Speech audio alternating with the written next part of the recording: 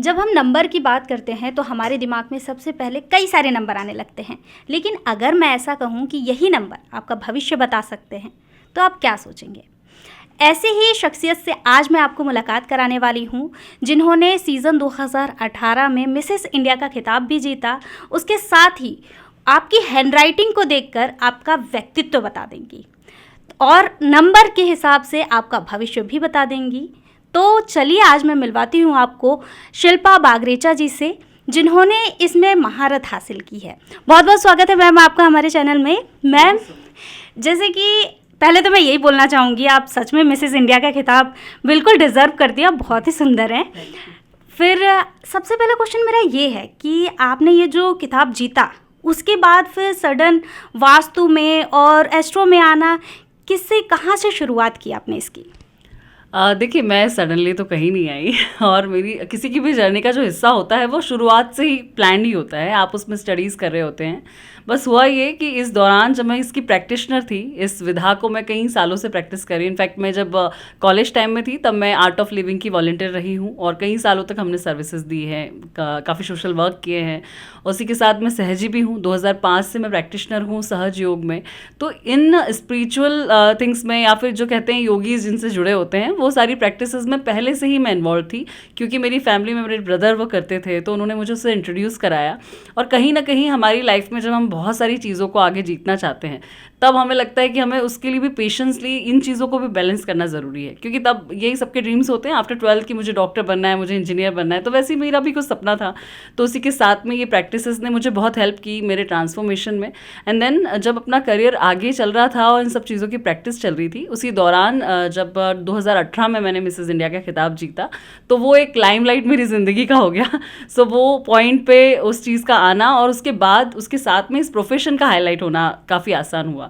इसी वजह से शायद सबको लगता है कि इस प्रोफेशन के बाद ही ये क्यों, जबकि इस प्रोफेशन में मैं पहले ही थी। मीन्स इसकी प्रैक्टिशनर में पहले थी और मिसेस इंडिया उसके बाद बनी थी जी। जैसा कि आप कहते हैं कि हर नंबर कुछ ना कुछ कहता है, तो नंबर के बारे में थोड़ा आप मुझे बताइए। डेफिनेटली।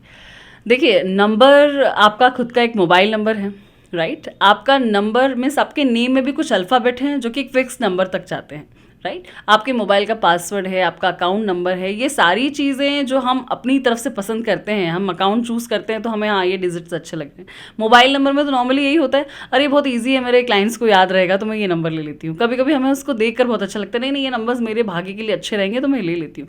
सो ऐसे ही ये नंबर्स हम तक आते हैं।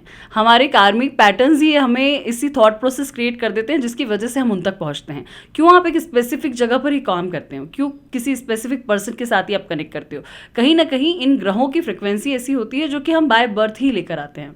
तो हमारे बर्थ में भी, डेट ऑफ बर्थ में कुछ एक फिक्स नंबर्स होते हैं जिस दिन हम इस दुनिया में आते हैं। पर क्योंकि हमारी सबकी अपब्रिंगिंग्स अलग हैं, हमारी लाइफस्टाइल अलग है, तो सेम डेट पे पैदा होने वाले लोगों की ज़िंदगी के भविष्य भी अलग अलग होते हैं, राइट। तो ये नंबर्स हम चाहते ना चाहते हुए भी कॉन्शियसली, मीन्स हमारी ज़िंदगी में हम जो कर रहे हैं और सबकॉन्शियसली जो नहीं कर रहे लेकिन हम उन उलझनों में फंस जाते हैं, हम पर असर डालते हैं और यही हमारे भविष्य को निर्धारित करते हैं। और बस हम जब इसकी प्रैक्टिस कर लेते हैं तो हम जैसे प्रैक्टिशनर आपको हेल्प करते हैं वो गाइड करने में, जिससे कि आप अपने भविष्य में आगे क्या करना है उसका डिसीजन ले सकें जी। जैसा कि आप हैंडराइटिंग को देख के भी लोगों का व्यक्तित्व बता देती हैं, तो उसमें कैसे पता चलता है उसके बारे में थोड़ा बताइए आप मुझे। जी हाँ, मैं बिल्कुल बताना चाहूँगी कि जब आप किसी की हैंडराइटिंग की बात करते हैं, कहते हैं ना कि जब आपका मूड अच्छा होता है तब आप बहुत अच्छे से अपने आप को सजाते हैं, संवारते हैं। बिल्कुल वैसे ही जब आपकी मन स्थिति बहुत अच्छी होती है, बिल्कुल तभी आप अपनी हैंडराइटिंग के साथ भी प्ले करते हो। जब बच्चे बहुत ज़्यादा कंफ्यूज्ड होते हैं, और खैर ये जो चीज़ें हैं ये आपके बचपन से लेके बड़े होने तक आपकी सोच, आपकी मानसिकता के बदलाव के साथ साथ आपकी जो लिखावट है उसमें भी बहुत बड़ा चेंज लेकर आती है और उसी में उसके परिवर्तन को देखा भी जा सकता है। तो जो भी आपका करंट माइंड स्टेट है वो बिल्कुल वैसा ही होता है जैसा कि आप अपनी ज़िंदगी में अपने आप को लिखते हैं। इसीलिए कहते हैं कि जो भी आप बोलें, जो भी आप सोचें, जो भी आप लिखें, बड़ा सोच समझ के लिखें, क्योंकि वो आपके बिना बोले शब्दों की परिभाषा होता है। तो जब भी आप लिखते हैं तो आपकी लिखावट से ये पता चल जाता है कि आप क्या सोच रहे हैं, आपका विजन कितना लंबा है, क्या आपके शॉर्ट टर्म गोल्स हैं या लॉन्ग टर्म गोल है, या अपनी ज़िंदगी में आपने बस यूं ही डिसीजन ले लिया है। ये सब कुछ आपकी हैंडराइटिंग में आ जाता है। तो आपके सिर्फ बोलने, पहनने, हर तरह का वो चीज़, जो चीज़ आपके द्वारा की हुई है, वो आपके बारे में सब कुछ बताती है। जी, तो आप जो हैंडराइटिंग के बारे में पढ़ती हैं, जानती हैं, वो कब से शुरू किया आपने? क्योंकि एक साथ में इतनी सारी चीज़ें करना, टैरो कार्ड भी आप रीड करती हैं, तो उसके बारे में आप बताइए कि कब से शुरुआत की आपने इसकी? जी। देखिए, जैसे कि आपने मुझे कहा कि मैं इतनी सारी चीज़ें करती हूँ, क्योंकि इस इंटरव्यू में हम बहुत छोटी चीज़ों को कवर कर सकते हैं। अगर आप मुझसे इस पर डिस्कस करेंगे तो मुझे लगता है कि आपके पास शायद पूछने के लिए सवाल ख़त्म हो सकते हैं, मेरे पास देने के लिए जवाब ख़त्म कभी नहीं होंगे। तो हम इतनी बड़ी डिस्कशन कर सकते हैं। मुझे इन चीज़ों में इतनी रुचि है, मैं इनके बारे में इतना पढ़ती हूँ और इनफैक्ट इन चीज़ों को मैं अप्लाई करके देखती हूँ। इसीलिए जो मेरे स्टूडेंट्स हैं, जितने भी प्रोफेशनल्स मुझसे सीखते हैं, वो उस चीज़ की गहराई को समझ पाते हैं, क्योंकि ऑकल्ट कहीं भी अलग नहीं है। जैसे हमारा पूरा एक शरीर है, राइट, हमारे हाथ अलग हैं, पैर अलग हैं, लेकिन हम सब एक ही स्वरूप में जुड़े हुए तो हैं। वैसे ही ऑकल्ट या एस्ट्रोलॉजी, ये सारी विधाएं दिखने में अलग हैं, इनके स्वरूप अलग हैं, लेकिन इनका जो मूल है वो एक ही है, वो रूट एक ही है। तो उस जन्म या बेस को मैंने समझा, उसे सीखा, और उसी से जो निकलने वाली ब्रांचेज हैं, चाहे वो टैरोट हो, न्यूमरोलॉजी हो, ये सारी चीज़ें हैं, उसे कनेक्ट कर पाते हैं हम आसानी से।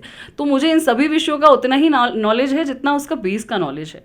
तो ये जो जितनी भी विधाएं हैं, यस, इनको कनेक्ट कर पाना और उसे हमारी ज़िंदगी के साथ घटित होते हुए देखकर उसे समझना, ये आपको उन चीज़ों का बहुत एक्सपर्ट बना देता है। तो शायद यही एक ब्लेसिंग्स है मुझे भगवान की, कि मैं उन चीज़ों को उसके बेस से समझती हूँ। उसको साइंटिफिकली मुझे खोजना पसंद है कि आखिर ये हो रहा है तो ये मुझे उसको प्रूफ करना है। ये मुझे बहुत ज़्यादा उसकी वो रहती है कि मुझे उसे पढ़ना है, उसे प्रूफ करना है, देन मुझे उसे अप्लाई करके देखना है कि ये मेरी लाइफ पे क्या इम्पैक्ट डाल रहा है। तभी हम चीज़ों को बदल भी पाते हैं। तो ये ऑकल्ट मेरे लिए बस एक ये कह सकते हैं मेरा क्राफ्ट है ये जिसे मैं जीती हूँ, इसीलिए मेरे लिए बहुत आसान है। और जब कोई इसे देखता है तो उसे लगता है कि अरे आप इतना कैसे कर लेते हो, तो ये बिल्कुल भी कठिन नहीं है मेरे लिए।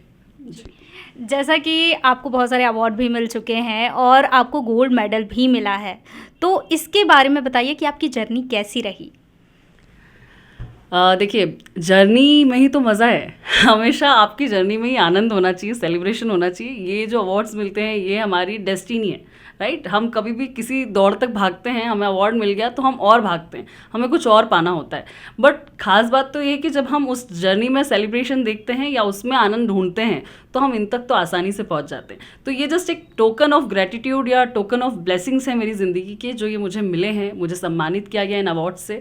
और बस यही हमारे ये सब मिला जुला प्रभाव है मेरी अपनी परवरिश का, मेरे घर वालों का, मेरी खुद की अपनी पढ़ाई लिखाई का, कि जो मैं आज यहाँ तक भी हूँ और आगे जाऊँ और इसमें बहुत सारा कंट्रीब्यूशन करूँ सोसाइटी में।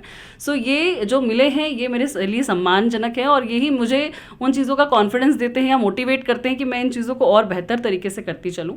बाकी हाँ, यही है कि मैं आपको भी ये कहूँगी कि आप चाहे एस्ट्रोलॉजी से कंसल्ट करें, डेफिनेटली हमें करना चाहिए, क्योंकि अगर आप नियति के साथ ही जुड़े हुए हैं, जब आने का समय भी आपका निश्चित नहीं है और जाने का भी समय निश्चित नहीं है, तो उसके बारे में जानना आपका अधिकार है।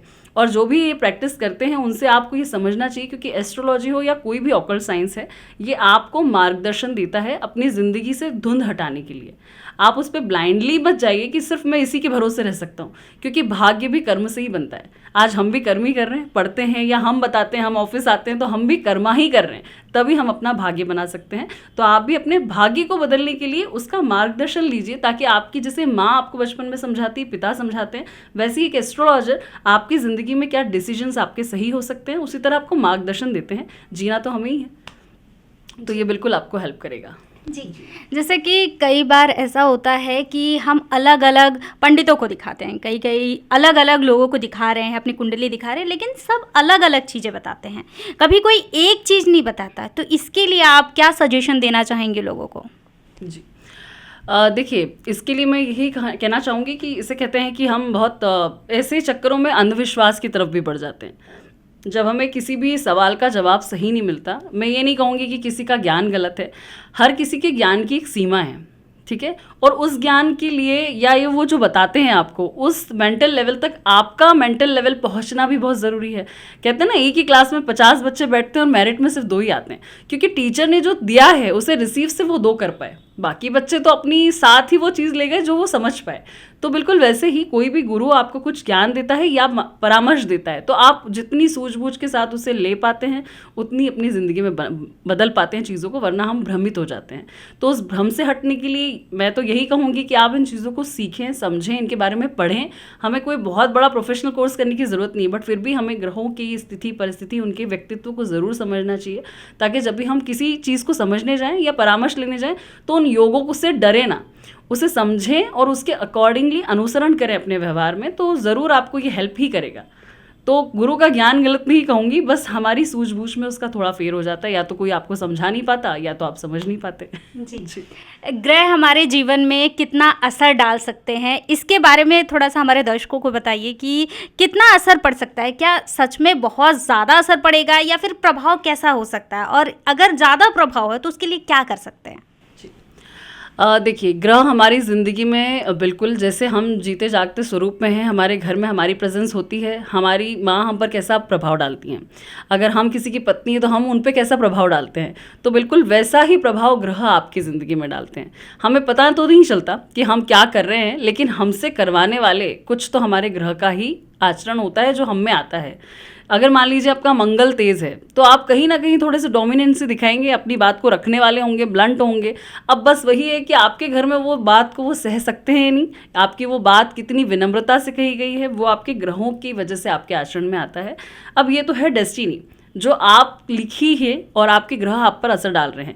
दूसरा है आपका कर्मा, जिसमें आप ये जानते हैं कि मेरा ग्रह तो ऐसा ही है, लेकिन हाँ मैं क्योंकि उसे कवर कर सकता हूँ, उसे बैलेंस कर सकता हूँ, तो या तो आप कोई उपाय करते हैं, या तो फिर ये समझ लीजिए कि मान लीजिए आपका बुध बहुत वीक है ना, मतलब आपकी वाणी, आपकी बुद्धि, और आपका मंगल बहुत तेज़ है, जैसे कि हमारे मंगल का साल ही है ये, तो हमारा मंगल तीव्र है, तो हम में बहुत सारी चीज़ों को करने की विल होती है, हम एम्बिशियस होते हैं, चीज़ों को कर डालते हैं, ज़्यादा सोचे बिना हम चीज़ों को करने में ज़्यादा विश्वास रखते हैं, और ऐसे ही समय पे हम कुछ चीज़ों को बोल भी जाते हैं जो शायद सुनने वाले को पसंद ना आए, क्योंकि मंगल तो क्रूर होता है, वो सोचता नहीं इतना। तो हमें पता है कि हमारा बुध कमज़ोर है, क्योंकि नॉर्मली लोग आजकल यूट्यूब पे या बहुत सारी जगह सुन के, पढ़ के, समझ के ये तो समझ ही जाते हैं कि कमज़ोर कहाँ है, किसका उपाय करना है। तो वाणी पे आप अपनी कंट्रोल रखें, आप चुप रहें, मौन रहें कुछ समय के लिए, या कुछ बोलें तो उसे विनम्रता से बोलें, और अगर विनम्रता से भी ना बोल पाएँ तो बिल्कुल ही छोड़ ही दें उस बात को उस समय के लिए, अगले दिन उस पर बात कर लें, क्योंकि गुस्सा तो तब तक शांत हो ही जाता है।